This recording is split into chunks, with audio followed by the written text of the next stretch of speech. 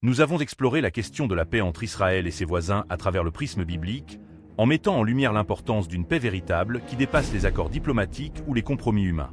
La Bible nous enseigne que cette paix, symbolisée par le shalom hébraïque, englobe non seulement l'absence de conflit, mais aussi une restauration complète de la justice, de l'harmonie et du bien-être spirituel.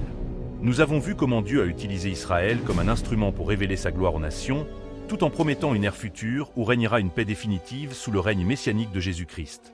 Nous avons également examiné des événements récents, tels que l'échange de prisonniers entre Israël et le Hamas en février 2025, qui représentent une avancée significative sur le plan humanitaire. Cet événement nous rappelle que, malgré les efforts humains pour apaiser les tensions, seule une transformation spirituelle peut instaurer une paix durable. Parallèlement, nous avons abordé les déclarations du président Donald Trump concernant la bande de Gaza, soulignant son rôle dans la reconnaissance de Jérusalem comme capitale d'Israël et sa position ferme contre le terrorisme. Ces actions politiques montrent comment Dieu peut utiliser des leaders humains pour influencer les événements, tout en restant souverain sur le déroulement de son plan éternel. En conclusion, notre rôle en tant que croyants est de prier pour la paix de Jérusalem, de partager l'amour de Christ avec ceux qui souffrent, et de garder notre espérance fixée sur l'avènement de la paix céleste promise dans les Écritures. Que notre foi soit renforcée par la certitude que Dieu accomplira toutes ses promesses, même au milieu des défis actuels. Chers auditeurs, si vous avez apprécié ce partage biblique et souhaitez approfondir votre compréhension de la parole de Dieu, n'hésitez pas à vous abonner à Parole et Lumière.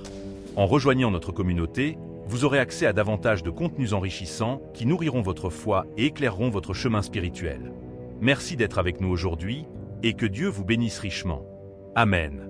La question de la paix entre Israël et ses voisins, en particulier dans le contexte biblique, est un sujet profondément enraciné dans les prophéties et les promesses divines.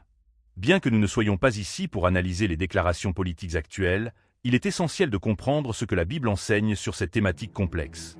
Loin des spéculations ou des interprétations modernes, plongeons-nous dans les Écritures pour découvrir comment Dieu voit la paix et quel rôle Israël joue dans son plan éternel. Tout d'abord, il est important de reconnaître que la paix véritable n'est pas simplement l'absence de conflit. Dans le langage biblique, la paix, ou shalom en hébreu, signifie une harmonie complète, une restauration totale de toutes choses. Cela va bien au-delà des accords diplomatiques ou des cessez-le-feu temporaires. La paix biblique implique une réconciliation non seulement entre les nations, mais aussi entre l'homme et Dieu. C'est pourquoi, lorsque nous parlons de paix dans le contexte d'Israël, nous devons considérer à la fois la dimension terrestre et spirituelle. Dans l'Ancien Testament, Dieu a choisi Israël comme peuple élu pour être une bénédiction pour toutes les nations, Genèse 12h3. Ce choix n'était pas basé sur la supériorité d'Israël, mais sur la volonté de Dieu de révéler sa gloire au monde entier. Malheureusement, tout au long de son histoire, Israël a souvent échoué à accomplir cette mission. Les prophètes ont averti le peuple de ses péchés et ont prédit des temps de jugement, mais ils ont également annoncé une restauration future. Par exemple, dans Ésaïe 60, 17, il est dit « Je ferai la paix tes magistrats, et tes conseillers la justice ». Cette promesse parle d'une ère où la justice et la paix régneront sous le règne du Messie. Le Nouveau Testament apporte une lumière nouvelle sur cette promesse messianique. Jésus-Christ est appelé le Prince de la paix, Ésaïe 9h6, et sa venue marque le début de la réalisation de ces prophéties. Lorsqu'il est né, les anges ont chanté « Gloire à Dieu dans les lieux très hauts, et sur la terre paix, envers les hommes bonne volonté » Luc 2h14. Cette paix, cependant, commence d'abord dans le cœur des individus. En acceptant Jésus comme sauveur, nous recevons une paix intérieure qui dépasse toute compréhension, Philippiens 4h7. Cette paix personnelle est un avant-goût de la paix universelle qui viendra lors du retour de Christ. Les prophéties bibliques indiquent que, avant cette ère de paix définitive, il y aura des périodes de grande tribulation. Matthieu 24, 6-7 décrit des guerres et des rumeurs de guerre comme des signes des derniers jours. Cela ne signifie pas que nous devons vivre dans la peur, mais plutôt que nous devons garder notre espérance en Dieu. La Bible nous encourage à prier pour la paix de Jérusalem, Psaume 122, 6, car cette ville est au centre du plan de Dieu pour les nations. Il est également important de noter que la paix entre Israël et ses voisins ne peut être durable sans une transformation spirituelle. Les prophéties montrent que, dans les derniers jours, Dieu rassemblera son peuple d'entre toutes les nations et fera un nouveau covenant avec lui. Jérémie 31, 31-34. Ce covenant sera fondé sur la grâce divine et non sur les efforts humains. C'est à travers ce covenant que la paix véritable sera instaurée. La paix entre Israël et ses voisins est une promesse divine qui dépasse les solutions politiques ou diplomatiques. Elle est inscrite dans le plan éternel de Dieu et se réalisera pleinement lors du retour de Jésus-Christ. En attendant ce jour, nous sommes appelés à être des ambassadeurs de cette paix, en proclamant l'Évangile aux nations et en priant pour la venue du royaume de Dieu. Que notre foi soit ancrée dans la parole de Dieu, qui nous assure que, malgré les défis présents, la paix finira par triompher. Lorsque nous parlons de paix dans le contexte biblique, il est essentiel de comprendre que cette notion dépasse largement les frontières terrestres et les accords humains. La paix n'est pas seulement une absence de conflit ou un cessez-le-feu temporaire. Elle est une promesse divine qui s'inscrit dans un plan éternel. Ce plan inclut non seulement Israël, mais aussi toutes les nations du monde. Dieu a toujours eu une vision globale de la réconciliation, et cette vision trouve son accomplissement dans le ministère de Jésus-Christ. Dans les Écritures, nous voyons comment Dieu a utilisé Israël comme un instrument pour révéler sa justice et sa miséricorde. Malgré les péchés et les erreurs du peuple d'Israël, Dieu n'a jamais abandonné son dessein. Les prophètes ont souvent proclamé des messages de jugement, mais ces messages étaient toujours accompagnés d'une promesse d'espoir. Par exemple, dans Ésaïe 2h4, il est écrit « Ils feront leurs épées en soc et leurs lances en faucille. Une nation ne lèvera plus l'épée contre une autre, et l'on n'apprendra plus la guerre. » Cette image poétique de transformation des armes en outils agricoles symbolise une ère où la paix régnera sur toute la terre. Mais comment cette paix peut-elle se réaliser ? La Bible nous enseigne que cela nécessite une intervention divine. Les efforts humains, bien qu'importants, ne suffisent pas à instaurer une paix véritable et durable. C'est pourquoi, tout au long de l'Ancien Testament, nous trouvons des prophéties concernant la venue d'un Sauveur qui apportera cette paix. Ce Sauveur est Jésus-Christ, dont la mission était de réconcilier non seulement Israël avec Dieu, mais aussi toutes les nations. Lorsque Jésus a marché sur cette terre, il a prêché un message de paix fondé sur l'amour et le pardon. Dans le Sermon sur la montagne, il a dit « Heureux les artisans de paix, car ils seront appelés fils de Dieu » Matthieu 5, verset 9. Ce verset met en lumière une vérité profonde. La paix ne vient pas seulement de l'extérieur, mais elle doit être cultivée dans le cœur de chaque individu. En tant que disciples de Christ, nous sommes appelés à être des artisans de paix, à chercher des solutions basées sur l'amour et la justice. Cependant, il est important de reconnaître que la paix totale ne sera réalisée qu'à la fin des temps. Avant ce moment, il y aura des périodes de tribulation et de conflit. Dans l'Apocalypse, Jean décrit des scènes dramatiques qui montrent les défis auxquels le monde devra faire face. Mais même dans ces descriptions apocalyptiques, il y a une promesse d'espoir. Après les événements difficiles, viendra un nouveau ciel et une nouvelle terre, où la paix régnera éternellement. Apocalypse 21, verset 1-4. Pendant ce temps, nous sommes appelés à vivre dans l'espérance et à être des témoins de cette paix future. Comment pouvons-nous accomplir cela ? Tout d'abord, en priant pour la paix de Jérusalem, comme le psaume 122, verset 6 nous l'invite à le faire. Nos prières sont puissantes, car elles touchent le cœur de Dieu. Deuxièmement, en partageant l'Évangile avec ceux qui ne connaissent pas encore la paix intérieure que Jésus offre. Enfin, en étant des modèles de paix dans nos propres vies, en résolvant les conflits avec amour et en cherchant toujours à bâtir des relations harmonieuses. La Bible nous enseigne également que la paix entre Israël et ses voisins ne peut se réaliser sans une transformation spirituelle. Les prophéties indiquent que, dans les derniers jours, Dieu rassemblera son peuple d'entre toutes les nations et fera un nouveau covenant avec lui. Ce covenant sera fondé sur la grâce divine et non sur les efforts humains. C'est à travers ce covenant que la paix véritable sera instaurée. Zacharie 14, verset 9 parle de ce moment. L'Éternel sera roi sur toute la terre. En ce jour-là, l'Éternel sera un seul Dieu, et son nom sera un seul. En attendant ce jour glorieux, nous devons garder notre foi vive et notre espérance inébranlable. Nous savons que Dieu est fidèle à ses promesses, et qu'il accomplira tout ce qu'il a dit. Même lorsque les circonstances semblent sombres et les tensions élevées, nous devons nous rappeler que Dieu est souverain. Il travaille dans tous les événements pour accomplir son plan parfait. Notre rôle, en tant que croyants, est de rester fermement ancrés dans la parole de Dieu et de continuer à proclamer l'Évangile. Chaque fois que nous partageons l'amour de Christ avec autrui, nous contribuons à l'avènement de cette paix céleste. Chaque prière que nous offrons pour Israël et pour les nations est une pierre ajoutée à l'édifice de la paix divine. En conclusion, la paix entre Israël et ses voisins est une promesse divine qui s'inscrit dans un cadre plus large de réconciliation universelle. Elle ne dépend pas uniquement des efforts humains, mais de l'intervention souveraine de Dieu. Bien que nous vivions dans un monde marqué par le conflit et la division, nous avons l'assurance que la paix viendra. Ce n'est pas une question de si, mais de quand.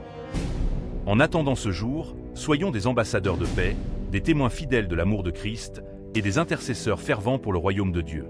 Que notre foi soit renforcée par la promesse que, malgré les défis présents, la paix finira par triompher, non pas par la force des armes, mais par la puissance de Dieu. Amen. L'échange de prisonniers entre Israël et le Hamas, qui a eu lieu le 15 février 2025, est un événement marquant dans l'histoire complexe des relations entre ces deux parties. Cet échange, bien qu'il soit une avancée significative sur le plan humain, nous invite à réfléchir profondément sur la nature de la paix et sur la manière dont elle peut être durablement établie. En tant que croyant, il est essentiel de ne pas seulement observer cet événement sous l'angle politique, mais aussi de l'interpréter à la lumière des enseignements bibliques. Cet échange de prisonniers illustre une tentative d'apaisement entre deux parties en conflit depuis des décennies. Les familles israéliennes ont retrouvé leurs proches capturés lors de précédentes confrontations, tandis que plusieurs Palestiniens détenus par Israël ont été libérés. Ce geste symbolique représente une ouverture vers une forme de réconciliation, même si les tensions demeurent encore fortes. Mais au-delà des négociations et des accords diplomatiques, cette situation nous rappelle que la véritable paix ne peut se limiter au compromis humain. Elle doit inclure une transformation spirituelle et une restauration fondamentale. Dans la Bible, Dieu a souvent utilisé des moments d'apparente détente pour appeler son peuple à revenir à lui. Par exemple, après les périodes de jugement et d'exil, les prophètes ont exhorté Israël à chercher la justice et la paix avec sincérité. Jérémie 29, verset 7 exhorte même les exilés à « prier pour la paix de Babylone », ce qui signifie que la paix pour Israël passe également par la paix pour ses ennemis. Cette perspective biblique nous enseigne que la paix ne peut être sélective. Elle doit englober toutes les nations et tous les peuples. Aujourd'hui, alors que nous observons cet échange de prisonniers, nous sommes invités à prier pour que cette ouverture humanitaire devienne une opportunité pour une transformation plus profonde. Nous savons que les efforts humains, aussi nobles soient-ils, ne suffisent pas à résoudre les racines profondes du conflit. Les blessures historiques, les griefs accumulés et les divisions politiques nécessitent plus qu'une simple trêve ou un accord temporaire. Elles nécessitent une guérison spirituelle, une réconciliation qui vient de Dieu. En regardant les Écritures, nous trouvons des promesses concernant une paix future qui sera instaurée par Dieu lui-même. Zacharie 8, versets 4 à 5 décrit une vision où des vieillards et des vieilles assis dans les rues de Jérusalem, chacun ayant son bâton à la main à cause de leur âge, et les rues de la ville pleines d'enfants jouant dans ces rues. Cette image poétique nous montre une paix non seulement entre des nations, mais aussi au sein des communautés et des familles. C'est une paix qui touche tous les aspects de la vie humaine. Pourtant, avant cette réalisation définitive, la Bible nous met en garde contre les tentations de croire que la paix peut être entièrement accomplie par nos propres moyens. Dans Matthieu 24, versets 6 à 7, Jésus avertit « Vous entendrez parler de guerre et de rumeurs de guerre. Voyez, ne vous troublez pas, car il faut que tout cela arrive, mais ce ne sera pas encore la fin. » Ces paroles nous rappellent que les conflits actuels, même lorsqu'ils semblent s'apaiser momentanément, font partie des derniers jours avant l'avènement de la paix éternelle. En tant que croyants, notre rôle est donc double. D'une part, nous devons soutenir les efforts humains visant à apaiser les tensions et à sauver des vies. Nous devons prier pour que des gestes comme cet échange de prisonniers puissent créer un climat propice à la réconciliation. Mais d'autre part, nous devons garder notre espérance fixée sur Dieu, qui seul peut instaurer une paix véritable et durable. Notre prière doit être celle de David dans le psaume 122, verset 6. Priez pour la paix de Jérusalem. Que ceux qui t'aiment prospèrent. Cet échange de prisonniers est également une occasion pour nous de réfléchir sur notre propre responsabilité en tant que disciples de Christ. Comment pouvons-nous être des artisans de paix dans un monde divisé? Comment pouvons-nous contribuer à bâtir des ponts plutôt que des murs? La réponse réside dans l'amour inconditionnel que Jésus a montré pendant sa vie terrestre. Il a aimé ses ennemis, il a prié pour ceux qui le persécutaient, et il a offert sa vie pour réconcilier tous les hommes avec Dieu. L'échange de prisonniers du 15 février 2025 est un rayon d'espoir dans un contexte difficile. Il nous rappelle que, malgré les divisions et les conflits, des gestes humains peuvent ouvrir des portes vers la réconciliation. Mais plus important encore, il nous invite à placer notre confiance dans Dieu, qui travaille dans toutes choses pour accomplir son plan de paix.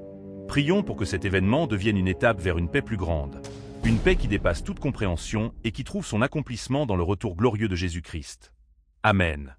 Lorsque nous évoquons les déclarations du président Donald Trump concernant la bande de Gaza, il est important de les examiner non seulement sous l'angle politique, mais aussi à la lumière des enseignements bibliques. Bien que ces déclarations aient souvent suscité des réactions variées dans le monde politique et diplomatique, elles offrent une occasion unique de réfléchir sur la manière dont les leaders humains peuvent influencer les événements, tout en reconnaissant que Dieu reste souverain sur toute chose. Donald Trump, pendant son mandat, a pris plusieurs positions marquantes concernant Israël et la région. Parmi ces décisions emblématiques, on peut citer le transfert de l'ambassade américaine à Jérusalem, un geste symbolique qui a renforcé les relations entre les États-Unis et Israël. Concernant la bande de Gaza, Trump a souvent adopté une position ferme envers le Hamas, qualifiant l'organisation de groupe terroriste et condamnant fermement ses actions violentes contre Israël. Il a également insisté sur la nécessité d'une solution durable au conflit israélo-palestinien, bien qu'il n'ait pas proposé de plan spécifique pour résoudre la crise humanitaire dans la bande de Gaza.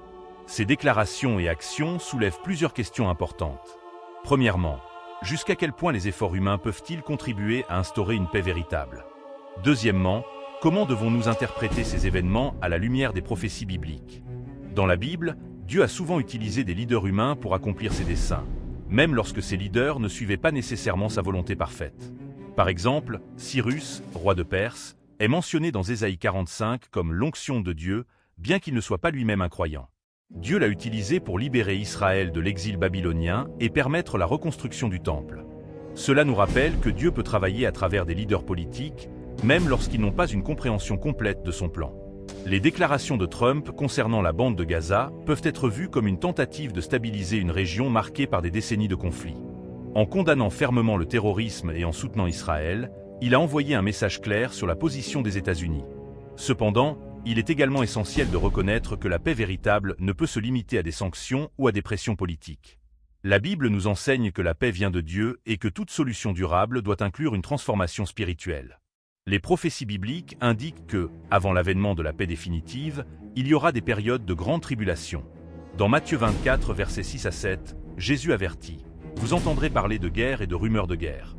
Voyez, ne vous troublez pas, car il faut que tout cela arrive, mais ce ne sera pas encore la fin. » Ces paroles nous rappellent que les tensions actuelles, même lorsqu'elles semblent s'intensifier, font partie des derniers jours avant l'avènement de la paix éternelle. En tant que croyants, notre rôle est de prier pour que les dirigeants prennent des décisions justes et éclairées.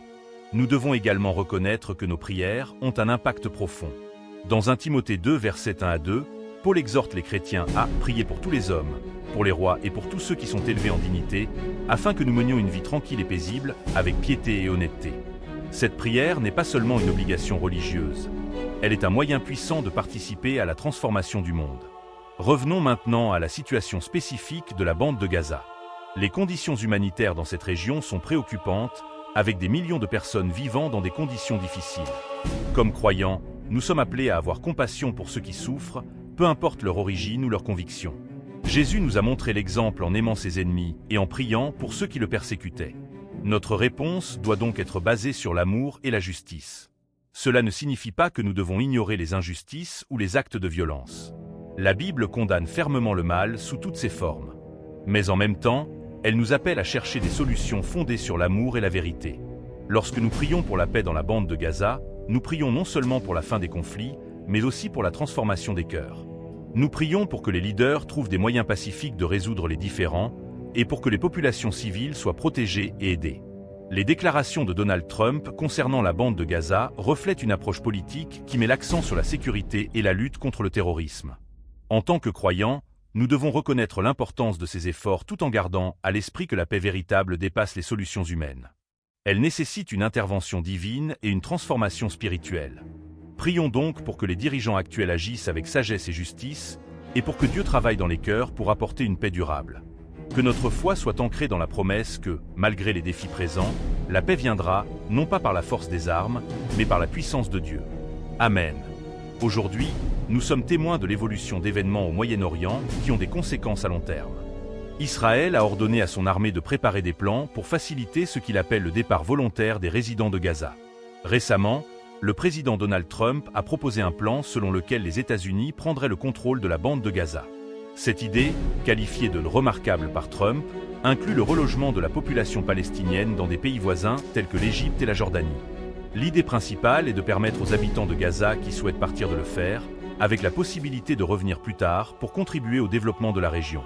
Trump imagine Gaza transformée en une sorte de Riviera du Moyen-Orient, où d'autres pays pourraient participer au développement de certaines parties de la région, créant ainsi un endroit attractif où des personnes du monde entier pourraient venir vivre.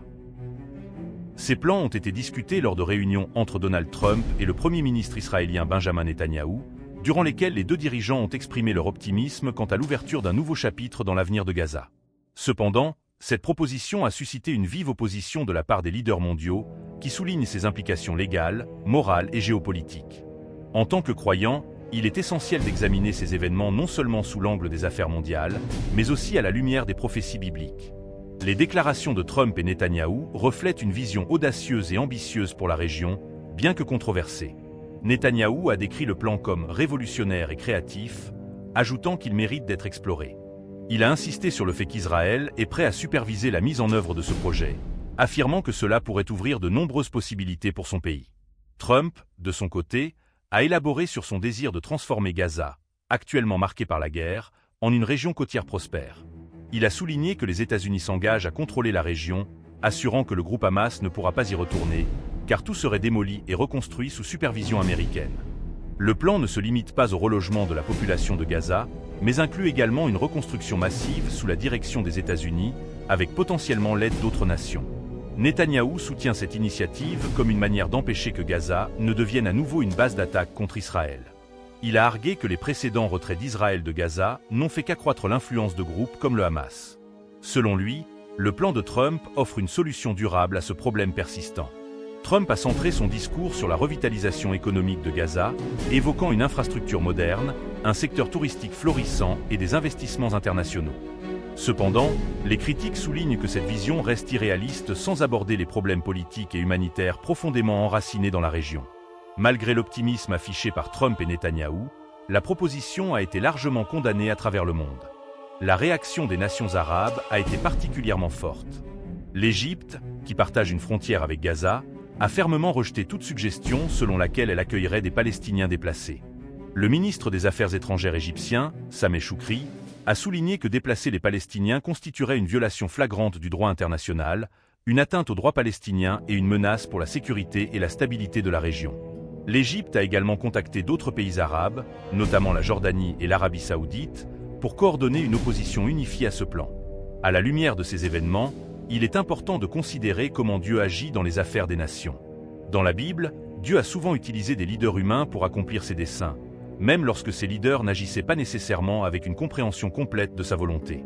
Par exemple, Cyrus, roi de Perse, est présenté dans Ésaïe 45 comme l'onction de Dieu, bien qu'il ne soit pas lui-même un croyant. Dieu l'a utilisé pour libérer Israël de l'exil babylonien et permettre la reconstruction du temple. De même, nous pouvons voir aujourd'hui que les actions des leaders mondiaux peuvent avoir des implications divines, même si elles sont motivées par des objectifs politiques ou économiques. Cela nous rappelle que, malgré les défis actuels, nous devons garder notre foi fixée sur Dieu, qui reste souverain sur toute chose. Nos prières doivent être orientées vers la justice, la paix et la transformation spirituelle. Prenons exemple sur Jésus, qui a aimé ses ennemis et a prié pour ceux qui le persécutaient. Que nos prières soient donc pour que ces événements aboutissent à une véritable réconciliation et à une paix durable, conformément à la volonté divine. Amen. Chers auditeurs, si vous avez apprécié cet enseignement biblique et souhaitez approfondir votre compréhension de la parole de Dieu à la lumière des événements actuels, n'hésitez pas à vous abonner à Parole et Lumière. Rejoignez-nous pour davantage de contenus enrichissants qui nourriront votre foi et éclaireront votre chemin spirituel. Merci d'être avec nous aujourd'hui et que Dieu vous bénisse richement.